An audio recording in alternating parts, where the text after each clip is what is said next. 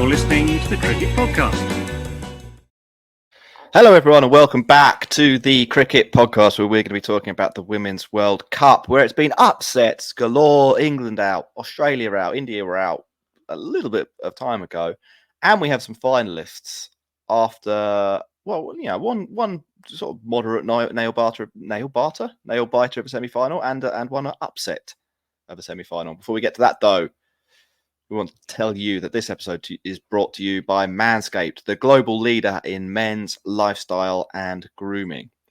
As the cooler months roll in, Manscaped has got your entire grooming routine covered with the new Beard and Dome bundle. The Dome Shaver Pro offers a close, smooth shave that will have your scalp shining brighter than your already promising future. Be sure to keep the good times rolling and finish off your routine, whether you're taming a wild beard or achieving perfectly trimmed stubble with a beard hedger. Head over to manscaped.com and join over 11 million men worldwide who trust Manscaped by using the code CRICKETPOD for 20% off plus free shipping. That's right. Bundle up and save today with the Beard and Dome bundle from Manscaped, the perfect duo that brings premium grooming to your doorstep without breaking the bank. Get 20% off plus free shipping with the code CRICKETPOD at manscaped.com. One more time.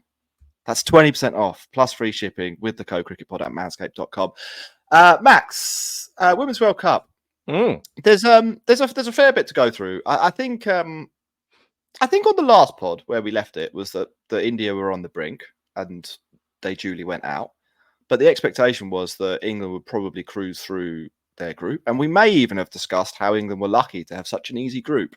Yes. I can't remember whether we did that on the podcast or whether that was an offline conversation. Since then, what happened is West Indies got hot and they knocked England out in what was a de facto quarterfinal. So props to Shane Dietz, friend of the pod, and obviously all of the players as well who did the damage. Sad for England, lots of tears.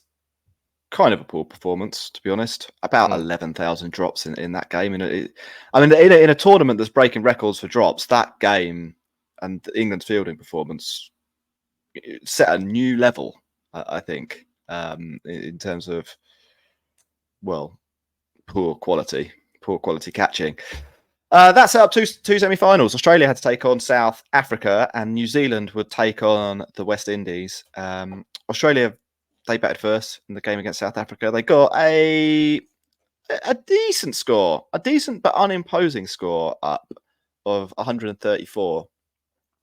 And South Africa probably thought they were in with the sniff. It would have been quite delicately poised. Now, what typically happens here is that Australia bowl really well and crush your dreams. But in this particular scenario, that isn't what happened.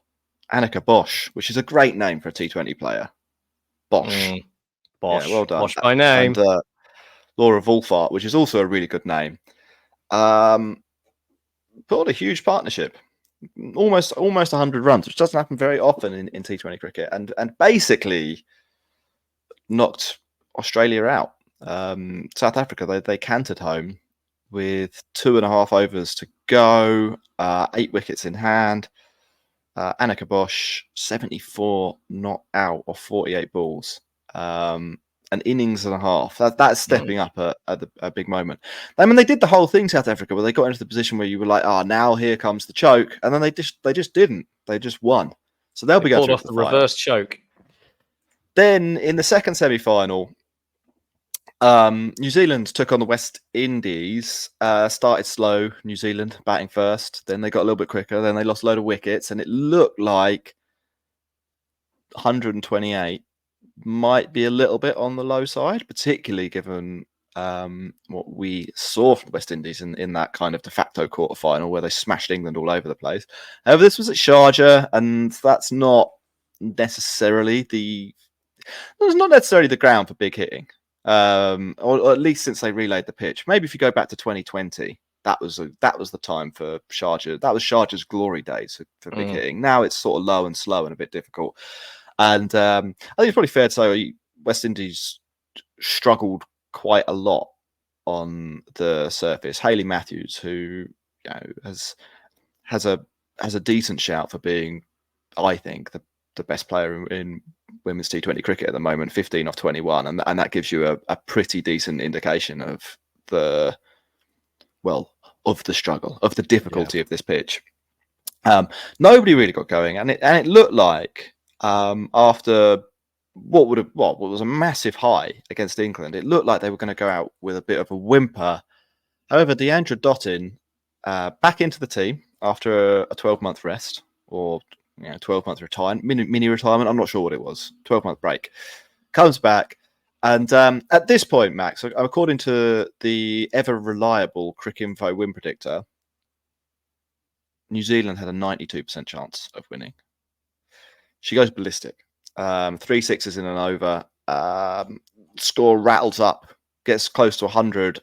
I think the equation became something like 30 required off 4 overs. It was a bit more than that, maybe 33 or 4 overs. I haven't got it precisely here, but I was watching it, and so I'm using my brain to recall memories. But human memory is fallible. And you think at that point, with Dottin going, that they're going to win. However, New Zealand bring back some spinners, and then they win comfortably. So roller coaster, but there was a moment. There was a definite moment in the last 4 overs where it was like, oh wow, this is going to be an incredible victory snatched from the jaws of defeat. So that sets up the final. It will be South Africa v New Zealand. That means there will be a new name etched onto the trophy. Thoughts on the tournament as a whole, first of all, Max?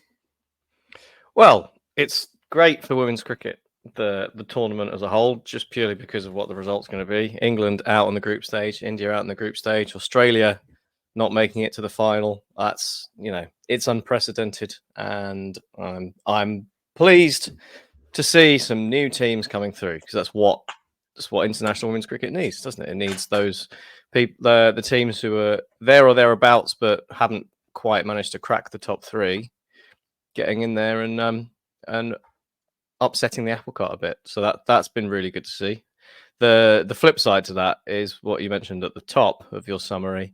88 drops in 20 games. Yeah, it's not good. It's absolutely appalling. Try and dig out some of the causes of it. Some teams have been better than others. I think Bangladesh have got a catch rate of 38%. England only just better than that, 41% of catches they've taken. There's been talk about floodlights, new LED lights in Sharjah, and floodlights that are in the ring of the stadium in Dubai, making it difficult, or the heat, or whatever it is. But I mean, let's be serious. It's just it's really bad, really bad, and it looks really bad. So it's not something that will have helped the optics, I suppose, of the quality of the cricket, which is a shame, because it's been competitive. The pitches haven't allowed for the greatest spectacles, I suppose, in terms of it being quite slow and the chasing bias. But it's been, like I said, it's been competitive. There's been upsets. There's been tight finishes. We've got 2 new, going to be a new, a new champion. So, in overall, it's been great, and I'd certainly say better than the men's one earlier in the year. Well, I would say, first thoughts, I think it's good for the ICC to have some equality between the men's and women's game by getting the women's put on absolute shit heaps of pitches as well.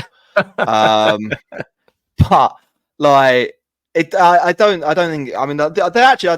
I'm just sort of joking around there, but they're going to have to sort that out at these tournaments. There's a lot. I mean, obviously, there was both.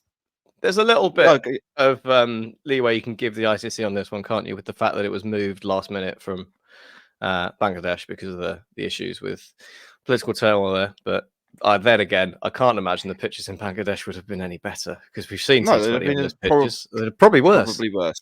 Yeah, probably worse. We were saved actually by playing here. I know they're going to have to get a grip on that in general, because it's a few tournaments in a row where we've seen pretty poor wickets. Now, I'm not like that. I think there's supposed to be some sort of process where the ICC oversee it. That maybe they need to change the people who are overseeing the preparation of the grounds. Maybe they need to get rid of that role and just let the groundsman prepare the grounds.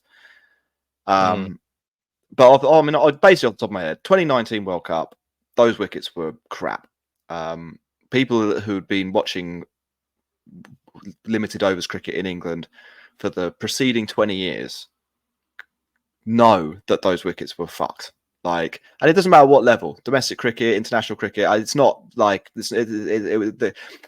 This is not some sort of comment about England preparing roads. Like, the white ball pitches in England tend to be pretty high scoring, tend to be on pretty quick outfields, etc. That World Cup was weird.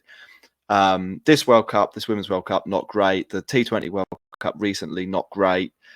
The one in Australia at a weird time of year, awful pitches there. And then the men's T20 World Cup in the UAE as well. I thought the pitches were, but that was the one where you won the toss, you won the match. I mean, it was, it's a string. There's a problem. There's a problem developing. There's a problem there. It's not developing. It's developed in tournaments, the ICC overseas. Anyway, aside from that, like, kind of making the cricket a bit weird, because I think lots of the players really didn't have that much experience on these surfaces. At least when the men played there, a lot of them had played in the IPL, so they had, because of COVID, had a bit of experience playing on the three decks. So there was probably a little bit more knowledge being shared around there. I don't think many of the women in this tournament would have played in the UAE at all, and I think that probably did show in terms of how teams went about basically trying to get runs. And yeah, I mean, again, it's a bit of the theme of this show. I mean, if I was an Indian women's player being knocked out, obviously it's a really disappointing tournament, or an England women's player, and you evaluate where it went wrong, and you're like, well, you know, we take England, we didn't get enough runs against West Indies. Basically, we didn't have the shots for the ground. I wouldn't be trying to redo my game so I'm better in the UAE. I'd just be like, fuck it. Like, it's like Harry that never happens again. Yeah, it's just not worth it. So, and that is a shame. It has produced, obviously, a couple of finalists that are new and will invigorate the game, and some great stories, etc. But really, the point of getting these tournaments, or arranging these tournaments, is to find out who the best cricket team in the world is. And if you play on these pitches, I don't think you necessarily find that out. I think there's a bit of a lottery. And I'm not saying there that we won't find, like, the best team won't win it. I mean, I think South Africa, you know, they've got a shout for being the best team in the world. They've knocked out Australia comfortably. There was a comfortable victory. Won 3 group games. They've got a record as good as anyone in this tournament: 4 wins and a defeat. Like that, Australia, that's the same as Australia's record. So and so have New Zealand, and whoever wins it will end up with a 5-1 record. So, you know, I mean, for this 2 weeks, we will have a best team in the world in those conditions. But I just basically want the cricket to be better, and it isn't. And then the catching, I think that's, if I'm going to be really brutal here, I think that's a skills thing. And I know that heat and the floodlights and those are new factors that come in and maybe exacerbate an issue. But if you're really good at catching, frankly, a floodlight that's in a slightly annoying position probably shouldn't be meaning that you're twice as likely or 3 times as likely to drop the ball. It should be having a fairly small impact on your likelihood of taking a catch. Or the heat. Like, if your catching technique is rock solid, I feel like you can be hot and catch the ball. And I'm saying this, like, I am saying this. I do understand here. This is a man on the internet who drops the ball all the fucking time. Can't, like, nowhere near the skill level. But I it's a repeatable thing. Like, catching, it's a repeatable skill. It's a skill that you can practice, and I feel like there's probably I think it's probably a skills thing more than it is a conditions thing. And it does seem to have been a particular issue for England, though. I mean, the other, you know, I think India and New Zealand are up at around 75% catches taken, which is, I think, near the average for the grounds. So it's not everyone. I mean, it does seem to be England have had a particular stinker. So it's... I mean that might be luck as well. Yeah. It does Did look you? bad. I mean, Maybe it's luck, to go. but If you remember back right at the beginning of this year's IPL, catches were going down for fun, like yeah, all over the place, like hilarious drops, people running in, falling over, all sorts of like just landing on their stupid face. stuff. Yeah, and then by the end of the tournament, like people were catching the ball as normal. Like, and did everyone get better at catching, or did they use different floodlights? Did the temperature change? No, probably it was just luck. And we might have Yeah, seen here averaged a out. scenario where just everyone's had a an off day or a couple of off days, and that makes it seem like nobody can catch the ball. But anyway, it's a weird thing to focus on, I think, in a way as well. It's obviously but notable. It's a weird thing to focus on. Weird. But I think because of that, it's the kind of thing we do need to address, because people are going to talk about it, and it's that unfortunate thing where people who would like to denigrate women's cricket will hang on to that kind of well, look, they can't catch, this is a joke, that kind of thing.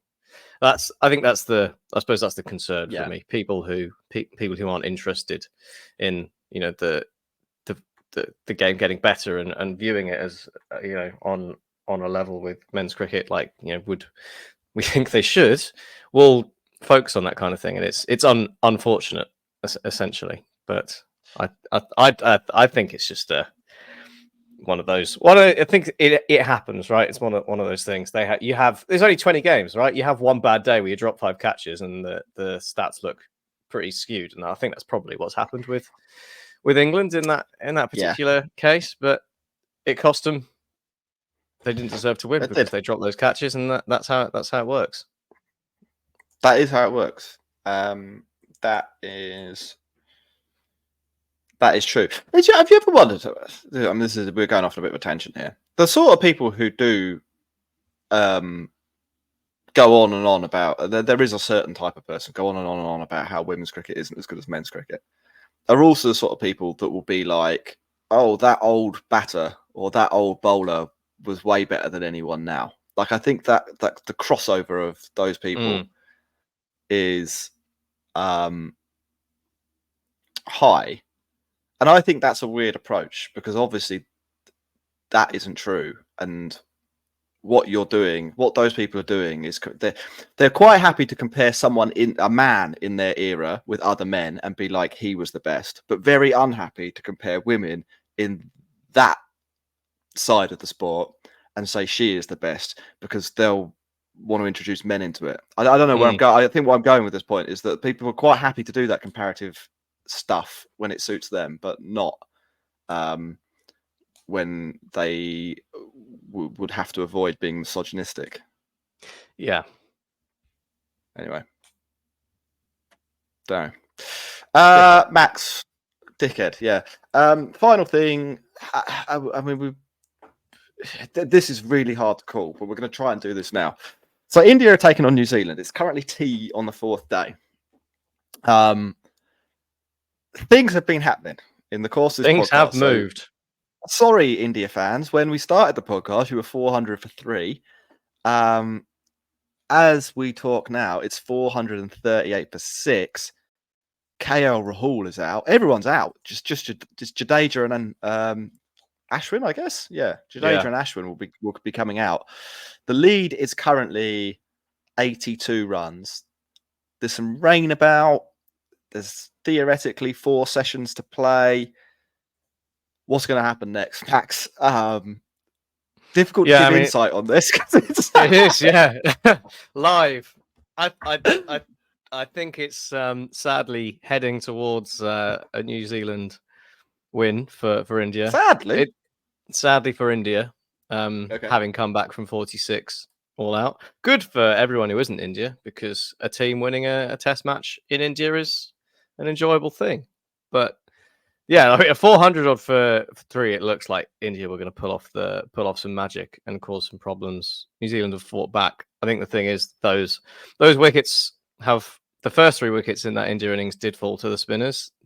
The next 3 have fallen to the pace bowlers.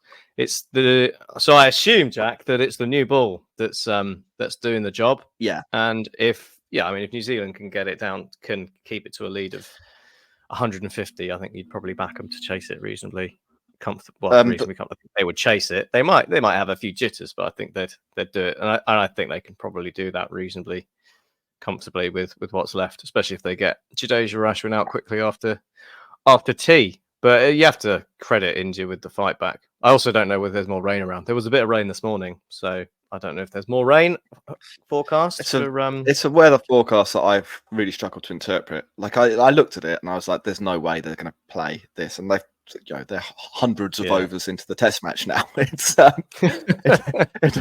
it doesn't seem that bad at all. You're right about the new ball. 405 for 3 when the new ball is taken. 33 for 3 in the first 7 overs, 7.2 overs of that new ball. So New Zealand making stuff happen. I mean, that would be a bit of a coup for New Zealand. I mean, they're not at a high ebb. Kane Williamson is out injured. They've gone to India with basically a seam attack plus Glenn Phillips plus Ajaz Patel. Yeah, and Rachin Ravindra. They've not read the room at all with that selection, and it's working. Like they bowled out India out for 46, and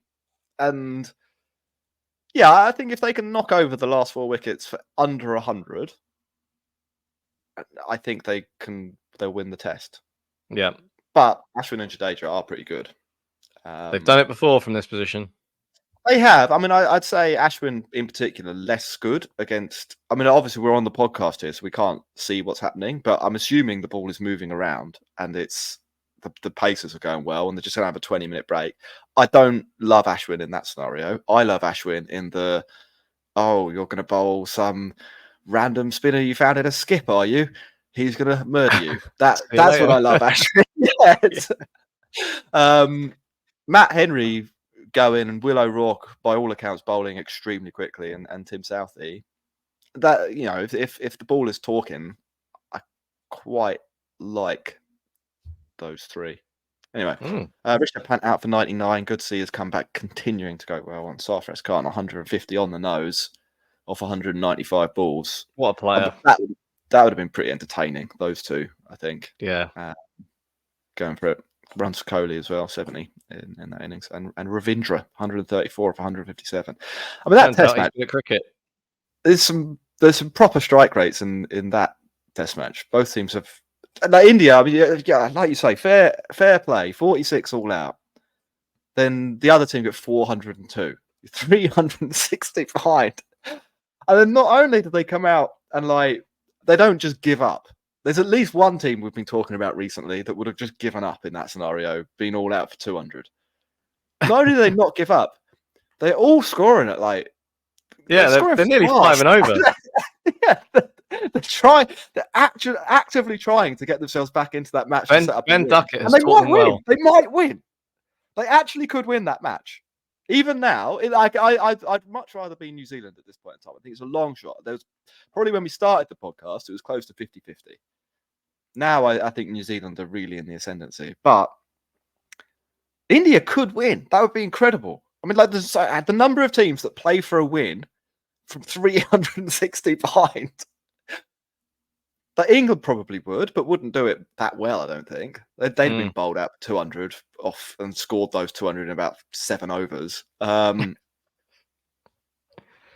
Last thing, yeah. So India is showing us how baseball should be played. That's what's happening. Yeah. Well, I don't know. We'll see. They've got the players for it. Absolutely. There's some stuff. I mean, I'm just looking at how the wickets fell. I haven't caught up on the highlights of this. Jaiswal is out stumped in the 17th over, the 18th over. When you're at that point in time, 290 runs behind, that's not what you're supposed to be doing. Scenes, proper scenes. Anyway, well, we'll talk about that another time. Max, that's probably it for the pod. Anything from you? No. All good from me. Just the usual reminders. Get in touch with us. Social media at the Cricket Pod, Instagram, Twitter or X, Facebook, all the rest of it, and patreon.com/ patreon.com/the cricket pod if you'd like to support us directly. If you enjoy what we do, if you want to come join us on the Discord and chat cricket and NFL and soccer and anything, really, anything you like. Food. Yeah. We're quite big Mainly into the cricket. NFL at the moment on that Discord, aren't we? Yeah. For a global affair. Global. Yeah. Cool. All right. Bye, everyone. Enjoy the pod next time, and enjoy See the you pod soon. in the past tense. Bye.